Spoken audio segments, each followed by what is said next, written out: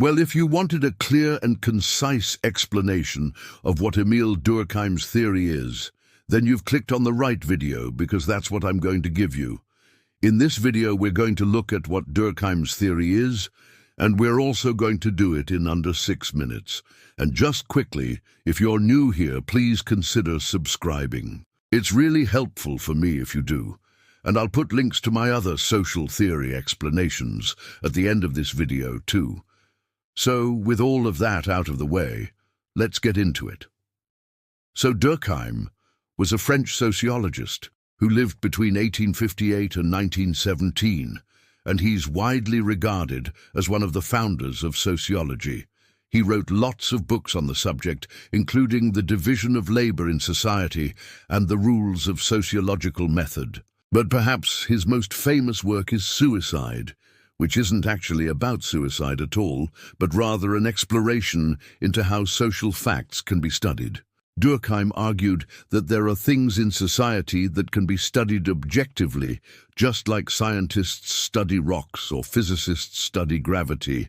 Okay, so what does he mean by social facts? Well, social facts are the norms, the values, beliefs, and the behaviors that are found in any society. These social facts aren't created by individuals, they exist independently of them, and they act as constraints on our behavior. So when we're born into a society, we're also inducted into a set of social facts that exist independently of us and guide our behavior without us even realizing it.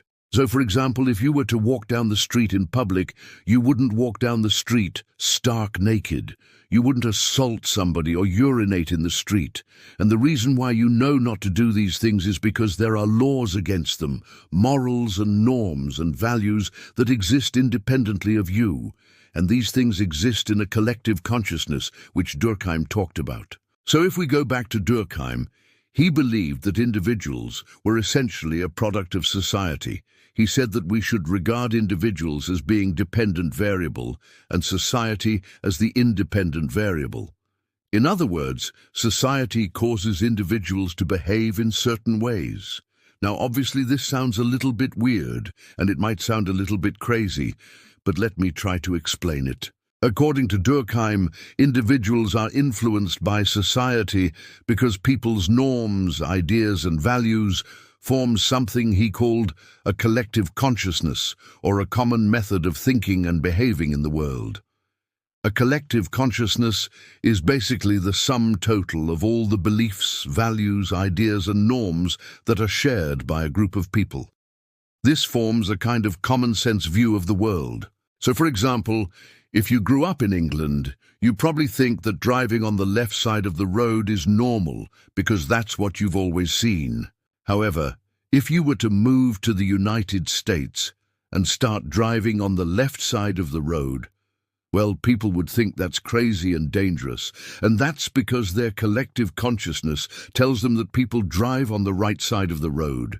What's normal in one society isn't necessarily normal in another society, and this is because each society has its own collective consciousness. And if we go back to Durkheim, he believed that the collective consciousness could be broken down into two elements. These are the material elements and the non-material elements. The material elements are the physical objects that are shared by a society. For example, language or tools or weapons or cars. All of these things are the same for everybody in a society. So everyone knows what a hammer is, everyone knows how to use a hammer, and everyone knows roughly what a Ford Fiesta looks like. But then, the second type of element of the collective consciousness are the non-material elements. These are the ideas, the values, the norms, and the beliefs that are shared by a group of people. So, for example, when you enter someone's house, you take off your shoes because that's normal behavior. It's expected of you. And this is true across most societies around the world. This idea is a non-material element of the collective consciousness because it's an idea and it's shared by a lot of different people. The collective consciousness is like an umbrella that covers all the members of a society. It binds them together and creates social solidarity. Social solidarity is a term that Durkheim used to describe the ties that bind people together in a society. In societies where there's high levels of social solidarity, people are integrated into the group and they conform to its norms and values. So the collective consciousness and social solidarity go hand in hand. They both contribute to creating social order and stability. However, sometimes the collective consciousness can change and evolve, and this can lead to what Durkheim called anomie. Anomie is a state of normlessness. It happens when the collective consciousness is broken down and people no longer conform to the norms and values of a society. So, for example, if you were in a society where people were encouraged to look after each other and care for each other, but suddenly those norms and values changed and people stopped caring about each other, then that society would descend into anomie. This lack of norms and values would cause chaos and instability, and people would no longer know how to behave. So anomie is essentially a breakdown in the collective consciousness, and it leads to social disorder. For example, Durkheim argued that rapid social change can lead to anomie. So if a society changes very quickly from an agricultural society into an industrial society, then people's norms and values may not be able to keep up with these changes, and this can lead to anomie. So to summarize, Durkheim argued that society is made up of two things, the material elements and the non-material elements. These things combined make up the collective consciousness of a society, which is essentially the shared beliefs, values, ideas, and norms that are found in any society.